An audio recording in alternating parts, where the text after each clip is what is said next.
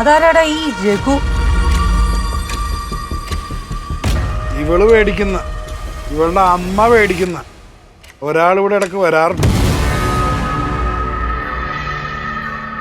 ഇവളോട് ചോദിച്ചപ്പോഴേ ഇവൾക്ക് അയാൾ അറിയാൻ പാടില്ലെന്ന്. അയാളോട് ചോദിച്ചപ്പോഴാ ഒരു പതിഞ്ഞൊരു മറുപടി. എനിക്ക് ഉറപ്പാമ്മ, ഇവളും ആ രഘുവും തമ്മിൽ എന്തോ ഒരു ബന്ധമുണ്ട്. അങ്ങനെയാണെങ്കിൽ ഇത് ഇവളെ കൊണ്ട് തന്നെ പറയിപ്പിക്കണമല്ലോ. ഇവള് പറയുന്നത് നമുക്ക് തോന്നുന്നുണ്ട് ഇവളൊക്കെ പഠിച്ച കള്ളിയാണമ്മേ. ആണോടി? നീ പഠിച്ച കളിയാണോ?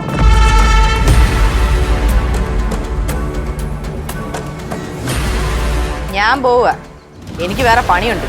നീ ഇപ്പം പൊക്കോ. നീ ആരെയാണ് കാണാൻ പോകുന്നതെന്നും നിന്നെ ആരാണ് പേടിപ്പിക്കുന്നതെന്നും കണ്ടുപിടിച്ചിരിക്കും. നിങ്ങൾക്ക് ഈ വയസ്സാം കാലത്ത് വേറെ ഒരു തൊഴിലും ഇല്ലേ അമ്മ?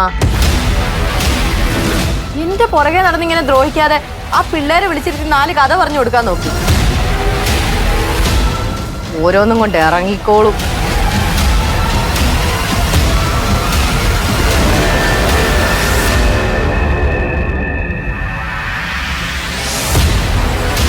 ഇവള് രാത്രി ആരെയാണ് കാണാൻ പോയതെന്ന് അവളുടെ വക്കീലിനും സുതക്കും എന്തിന് അവളുടെ അച്ഛനും അമ്മക്കും വരെ അറിയാം.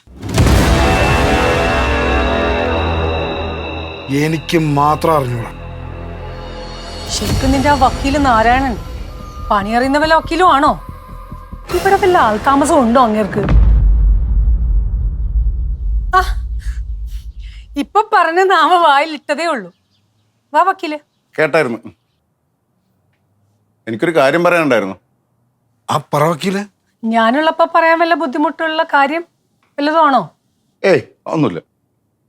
താൻ കുറച്ച് ദിവസം മുന്നേ എന്നോട് രഘുവിനെ പറ്റി പറഞ്ഞില്ലേ? ആ രഘുവിനെ പറ്റി ഞങ്ങളിപ്പോ സംസാരിച്ചോണ്ടിരുന്നു. എന്താ വക്കീല്? അയാളെ ജയിലിൽ നിന്ന് ശിക്ഷ കഴിഞ്ഞിറങ്ങിയതാ.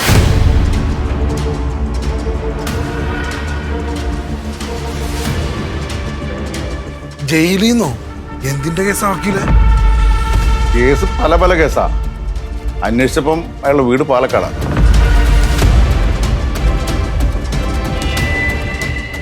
എൻ്റെ ഓർമ്മയില് പ്രകാശൻ അന്ന് നമ്മളോട് പറഞ്ഞതേ അയാൾ സ്ഥലക്കച്ചവടം ചെയ്യുന്നത് അയാളുടെ മോളുടെ കല്യാണത്തിന്റെ ആവശ്യത്തിനാണ്.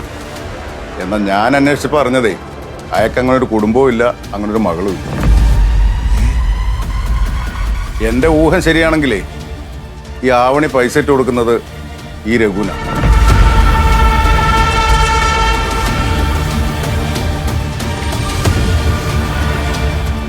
അതെങ്ങനെ വക്കീലിന് മനസ്സിലായി?